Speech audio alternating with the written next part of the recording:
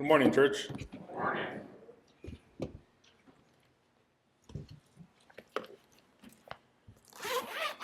Hope everybody's doing very well.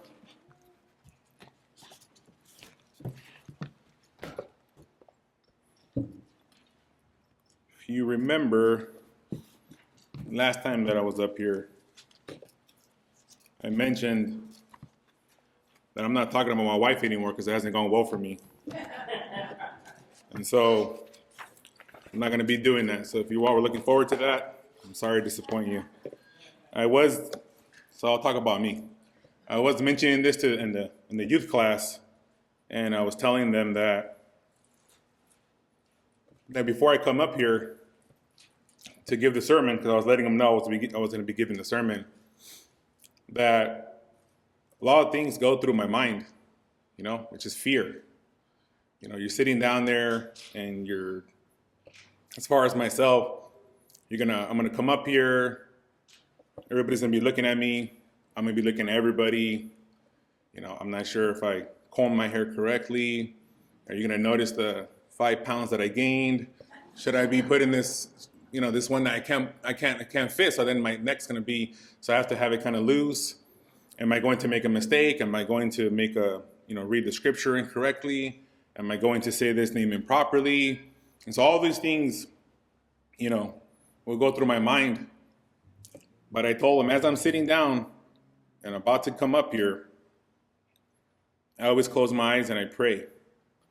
And I pray and I ask him to help me, to guide me, to have his words flow through me. And it's very simple. And we'll read this where it says, don't be afraid, just believe. And so once you do that, and I was telling them, and anything that you're going to do in your life and anything you're going through, just pray and do that. And then it's like everything went away. And so with that being said, we are going to be studying today in Mark chapter 5, verse 21 and on. That's in Mark chapter 5, verse 21 and on. And in these verses that we're going to be reading here, there's two things going on, and they're going on at the same time, and they're similar but very different at the same time.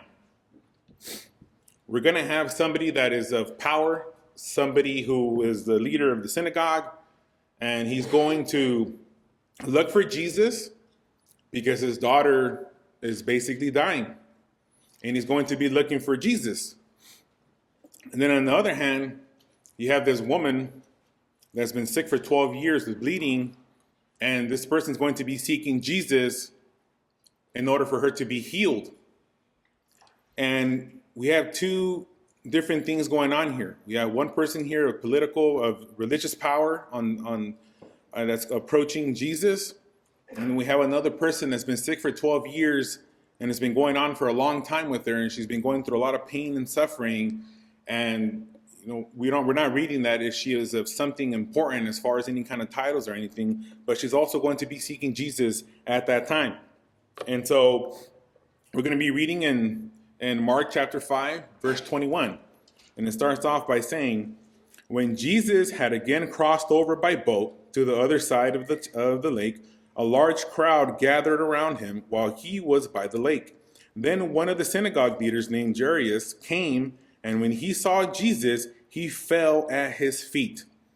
He pleaded earnestly with him, "My little daughter is dying.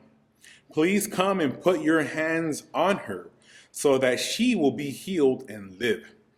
So Jesus went with him. A large crowd followed and pressed around him. So there's a lot of people here.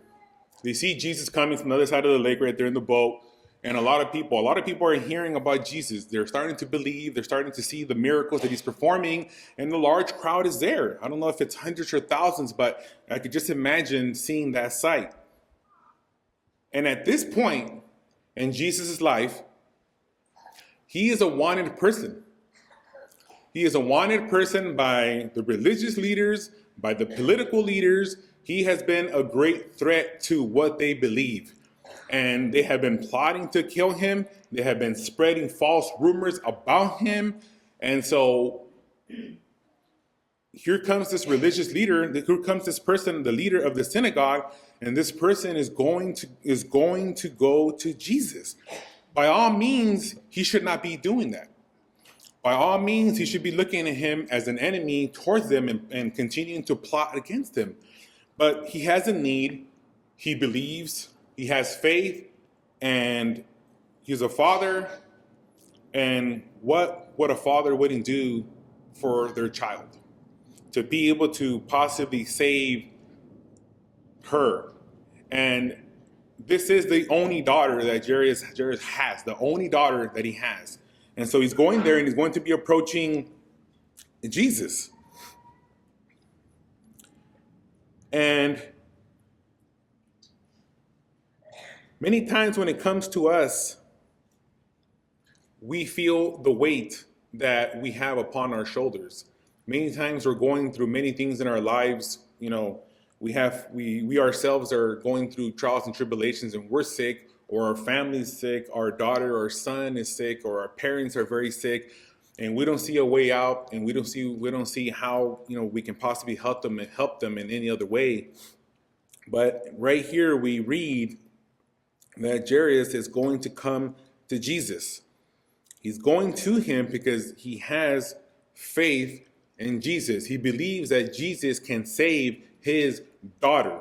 He's going to be breaking the rules of what he should probably not be doing, but he's going to be doing it because he loves his daughter. He's heard of Jesus, and he believes of the great miracles that Jesus has been performing, and he believes in something. He has faith and he believes. And most of us here, I'm hoping, have faith. Some of us have little faith. Some of us have strong faith. Sometimes our faith is tested when something happens, and then maybe it goes down a little bit. We all have some roller coasters going around. But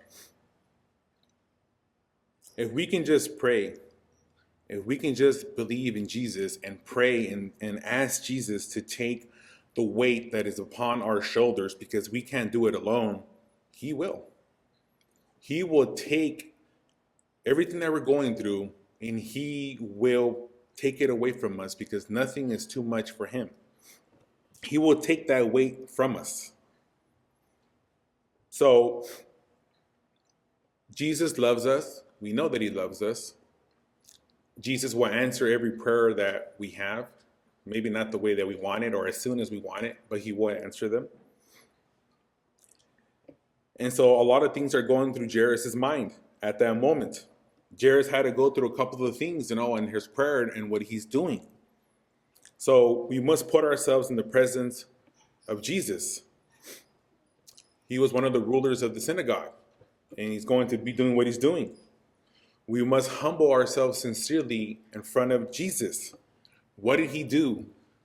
Jairus basically fell at the feet of Jesus. He believed with all his heart, and he's begging, he's going down, and he's saying, I need you. I need you to help save my daughter.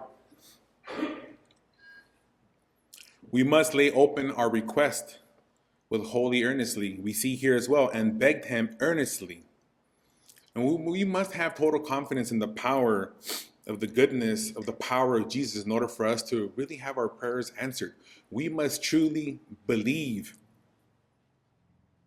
that he answered our prayer. And he tells Jesus, come lay your hand on my daughter, and she will live. He had that belief, he had that need, and so there he is. We go to verse 25. And a woman was there who had been subject to bleeding for 12 years. She had suffered a great deal under the care of many doctors and had spent all she had. Yet, instead of getting better, she grew worse. When she heard about Jesus, she came up behind him in the crowd and touched his cloak, because she thought, if I just touch his clothes, I will be healed. Immediately, her bleeding stopped, and she felt in her body that she was freed from her suffering. She had a need. She believed. She had been suffering for 12 years, a flow of blood for 12 years. So she was in a very desperate condition on what she was going through for those 12 years. And her condition made her ceremonial and socially unclean, and what was going on there. And we read about that in Leviticus. I'm not going to go ahead and read it there, but it's in chapter 15, if you all want to read it there, where it explains about that. And so, according to the Jewish, ideas at the time, if she touched anyone, that person would also become unclean. And so she was going through that as far as being somebody that was unclean, outcast from that society. She wouldn't be able to pray. There was so many things that she wasn't able to do because of what she was going through at that time. And so, by the very law of her people, I'm not sure, it doesn't say here specifically, but maybe she probably ended up being divorced by that time. I mean, her husband couldn't be with her. She was unclean in her family, and she was going through all this for those 12 years. I would add that about me, that if, let's just say that I was going with my wife, I would definitely still be with her. And so hopefully I win some points there. But, for better or worse, right? We always need to remember that when it comes to being married. We go through ups and downs, but we always work things together. We pray, we read the scripture, and we continue going on. That's not the topic here, but I just decided to put that in there. And so she was unclean. And it talks about her going to doctors. And every time she went to doctors, it basically ended up getting worse and not better. And I had mentioned this before in one of the youth classes that I gave, because I really love history. And I explained as far as like the Civil War in the medieval times, and the Civil War, how brutal it was, how many people ended up dying from the injuries from the care of doctors. Because when they would go there and let's say you had your leg that had to be amputated, they would get a saw and they would basically cut it off, and then they would get that saw and then do the same thing to another person. It wasn't something that they were cleaning, and so you would die from an infection. And so it was just that. So I don't know what kind of treatments this woman was going through with these doctors, but I can only imagine that it was probably something painful on the treatments that were possibly trying on her. And she keeps getting worse. And so she's spending all her money that she has, and that's what she's going through. And so she's putting her faith at that time in these doctors, hoping that they're going to be able to heal them. Why? Well, because we have some type of faith that these doctors have the education in order for them to help us. But the doctors weren't able to do nothing for her. Remember, it says that she continued getting worse. And I will add that when my brother was in a coma, and he was in a coma he was intubated in a coma for 3 weeks. I remember the doctors, when we took him from Yuma, and I said, take him to Tucson, because the doctors here in Yuma said we can't do anything for him. I remember they talked to me and they sat me and they told me that basically my brother wasn't going to be able to wake up again, that he was pretty much done, to unplug him. And if he did wake up, he wouldn't be able to remember you. What kind of life would that be? They were basically telling me, it's over for your brother. And I remember that. I remember it was so hard. And I remember praying and weeping. I remember showering and weeping. I remember falling to my knees and praying and just asking God, can you please help? I know you can. Help my brother, please, so he can wake up, so he can be with his family. And he answered our prayer. All the doctors said he's not going to wake up. And he woke up. And it was the very next day, my brother woke up. He wasn't able to talk because he was intubated, but he could hear us, of course, when we were communicating. And, prayer is extremely powerful.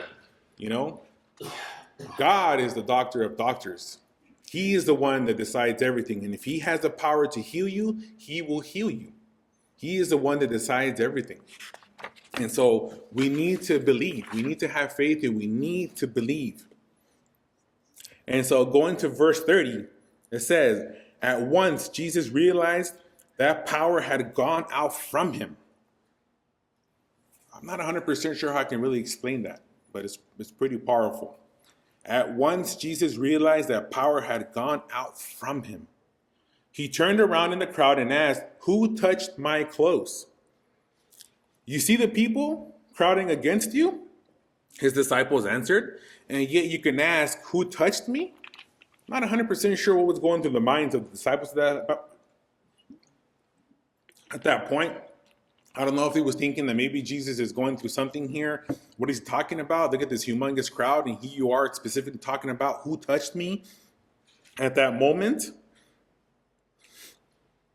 But Jesus kept looking around to see who had done it. Then the woman, knowing what had happened to her, came and fell at his feet and, trembling with fear, told him the whole truth. The whole entire truth.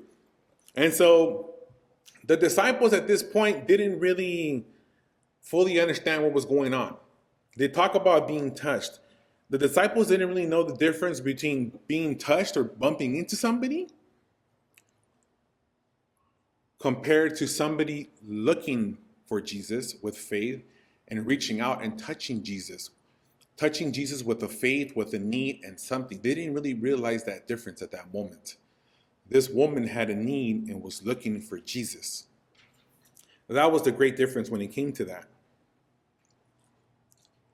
And he said to her, "Daughter, your faith has healed you.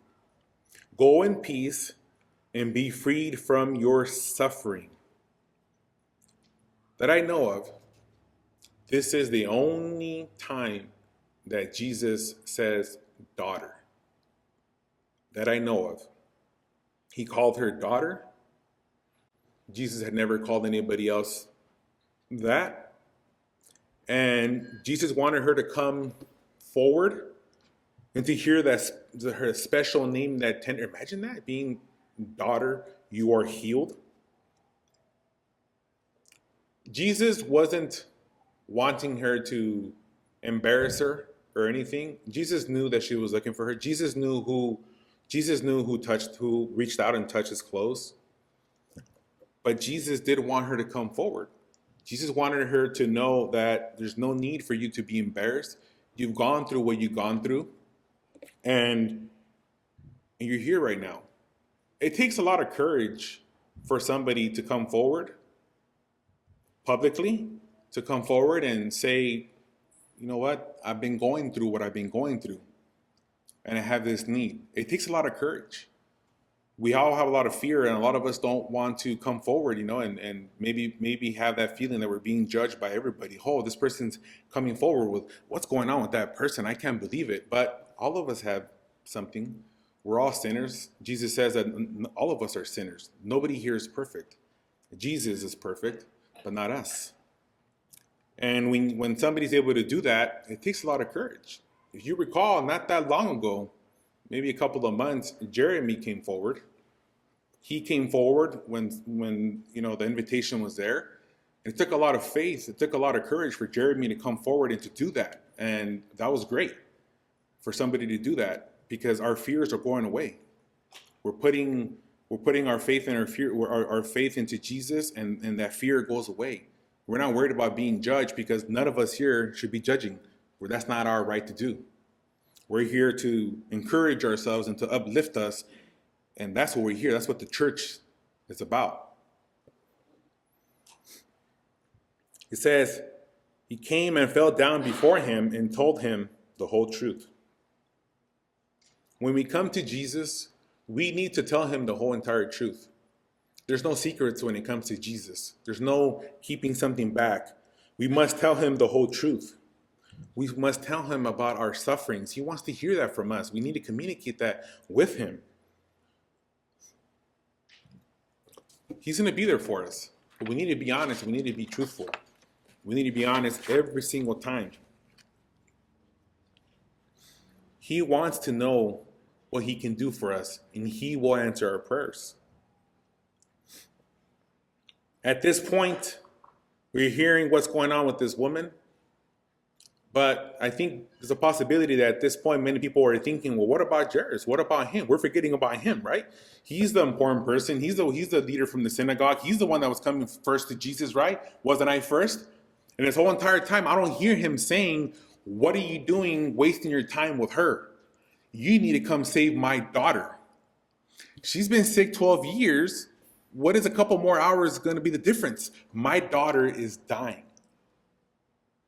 What are you doing wasting your time with her? She's unclean. Come with my daughter. We don't hear any of that. He must have had a lot of patience for that, because I can tell you, if that was me, and with my needle, my daughter, I would have probably been saying, Jesus, please, please, we need to come here. She doesn't have much time left. Please, I don't want my daughter to die. Please stop whatever you're doing here. Come here first and come back and you can help her. So we're going back now with Jairus, right? And so in verse 35, while Jesus was still speaking, some people came from the house of Jairus, the synagogue leader. Your daughter is dead, they said. Why bother the teacher anymore? Overhearing what they said, Jesus told him, don't be afraid, just believe. And some people might say, well, who are you to tell me that? My daughter just died, now you're telling me not to worry? How dare you? You just wasted all that time. Maybe we would have been able to save her. And that's what he tells them. So many emotions were probably going through his mind. Anger, fear, disappointment, sadness, so many things. Blaming Jesus, because many of us love blaming somebody else when something happens in our lives. We're really good at that. We're not really good at seeing ourselves in the mirror and saying, you. But we all have problems. We need to accept them. And so, running out of time, so I'm going to fast forward this. I apologize about that. The time went by pretty fast. It's already 11:35, so I'm sorry about that. And so, verse 37, it says, he did not let anyone follow him except Peter, James, and John, the brother of James. When they came to the home of the synagogue leader, Jesus saw a commotion, with people crying and wailing loudly. He went in and said to them, why all the commotion and wailing? The child is not dead, but asleep. But they laughed at him. Think about that.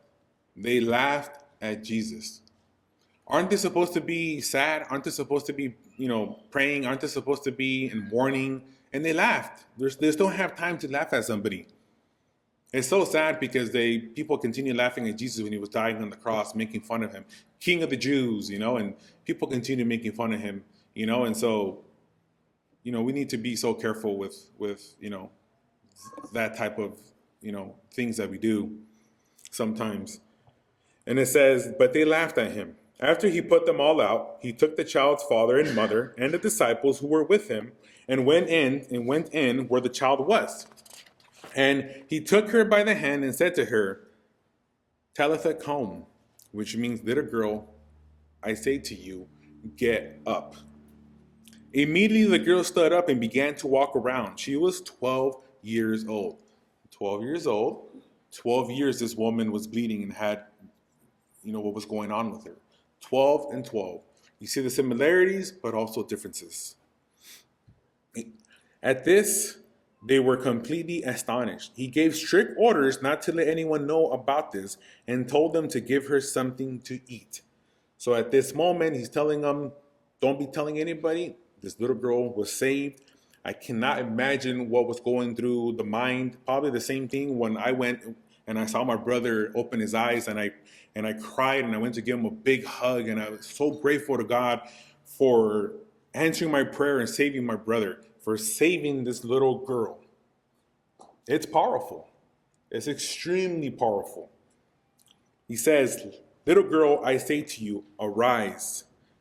So Jesus spoke to the dead girl. They're probably thinking, what are you doing? This person is already dead. What are you doing speaking to them? But in Romans chapter 5, verse 17, it says that God gives life to the dead and calls those things which do not exist as though they did. Jesus spoke to this girl with the power of God, and she was raised from the dead, because all things are possible when it comes to God. They were overcome with great amazement. He didn't fail Jairus. He understood what was going to happen. He was still taking his time in helping this woman that was sick. He knew he was going to be raising this little girl. He was not worried about that. He told him, don't be afraid, just believe. Don't worry about that. He knew what was going on, but he didn't tell her, hey, I got a religious leader here that I need to save first before you. He's important and you're not. He's more important. He has a political status, a religious leader. I should be helping him and his little girl that is 12 years old, innocent. I need to save her before you. But no, this woman had a need. He went ahead and saved her. Two different circumstances that were happening. One, this lady was healed publicly in front of people and it was talked out loud. And the other one was more in a room, in a private setting. And he gave him strict orders. Don't talk about this. Don't talk about what I just did, which was a huge miracle, which in my mind, I would think, spread it out to everybody so everybody can hear. Again, Jesus knew that they were plotting against him and they wanted to kill him. But he said, keep it here. Extremely, extremely powerful. He went ahead and saved both of them. See, Jesus wants us to come forward. He wants us to have faith. He wants us to believe, and he doesn't want us to be afraid. But many times for us, we are afraid. We're afraid. We have faith, but we're afraid. We're afraid of so many different things. I just let you know that when I sit down, I'm about to come up here, I am afraid. I have these fears, and I'm afraid that I'm going to make a mistake. I'm afraid that I'm going to go over 10 minutes like I just did, and people are going to start hating me for what I did, and all these things, that go through my mind, right? But then I say, I'm going to leave this to God. There is no time when it comes to God, because God, there's no time clock when it comes to that. So we always need to remember that we have a set time, but God deserves our attention always. We're all important to God. It doesn't matter what position you have. It doesn't matter who you are. It doesn't matter that I'm up here preaching right now. It doesn't matter. I'm not more important than you. We are the same. Jesus loves us the same, and Jesus cares about you the same way he cares about me or anybody else. Somebody that's in Congress, somebody that's a CEO of a real important company, or somebody who's just a janitor that's working part-time. He cares about all of us the same, and we're all that important to him. And he's going to help each and every single one of us. And he wants all of us to accept him, to believe in him, so he can go ahead and call us son, my child, my daughter. Imagine that. To be a part of his church. And you can do that today. If you have any fears, he will take them away. Believe me. If you reach out your hand and want to touch Jesus, he will reach out his hand with his righteous right hand and hold you and take those fears that you have and put them on him, because he can take everything and everything will be okay from now on. You're not alone anymore. You will have his spirit. And that's what being baptized and being buried like he was when he died, and being raised from the dead like God raised him from the dead on the third day. That is pretty awesome and grateful that we have that opportunity, and it didn't cost us anything. It's free.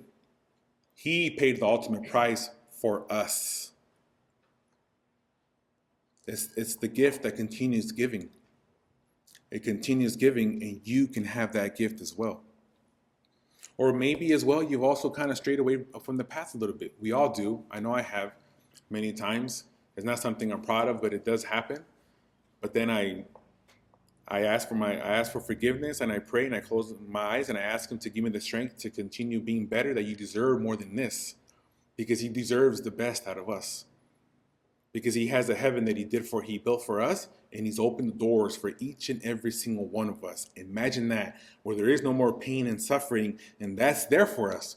But we have to believe, we have to not be afraid, and have faith. If you want Jesus to reach out that hand and you want to grab it, please come forward while we sing these hymns. Thank you.